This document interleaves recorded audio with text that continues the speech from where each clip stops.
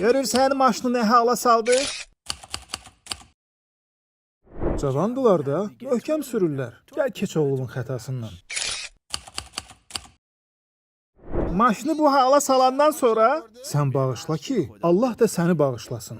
sırf sən dediyin üçün bağışlayıram. Yoxsa necə lazımdı da anlayacaqdım. Allah sənə xeyir versin. Ya Rasulallah, sən də Allah yanında bizə şəfaət et. Mən ki bağışladım, sən də Allahdan istə ki, bizim günahlarımızı bağışlasın.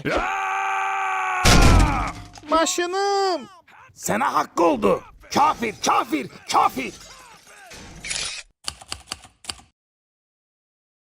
Niyə belə edirsən?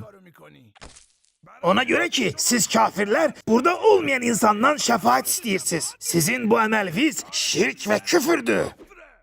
Sən nə danışırsan? Bu əməli Peyğəmbərin səhabələri də yerinə yetirdilər. İmam Əli Peyğəmbəri dəfn edərkən o həzrətə belə müraciət edir.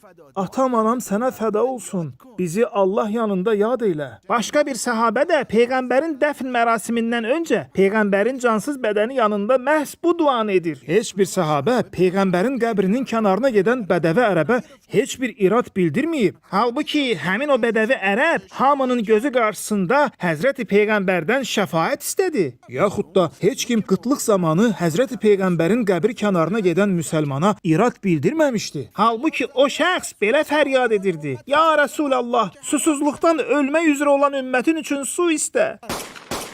Kafirler, siz peygamberden istemeyle dua edirsiniz. Məgər dua etmək ibadet sayılmır? Dua etmək o zaman ibadət sayılar ki, dua olunanın Allah olduğuna etiqad bəsləyəsən. Halbuki biz Həzrəti Peyğəmbəri Allah bilmirik. Biz Qur'an ümmətiyik. Quran deyir ki, əgər Həzrəti Peyğəmbər münafiqlər üçün 70 dəfə dua etsə də belə, Allah onları bağışlamaz. Deməli, bağışlayan Allahdır. Nəinki Həzrəti Peyğəmbər. Bu bizim inancımızdır. Heç bir müsəlman şəfaət istəyərkən Həzrəti Peyğəmbərdən bağışlanmaq istəmir. Yok yok, istəyirlər. İstəmirlər. Hardan bilirsiniz ki belədir? Ged özlərindən soruş. Soruşaram. Onlar neçə nəfərdilər?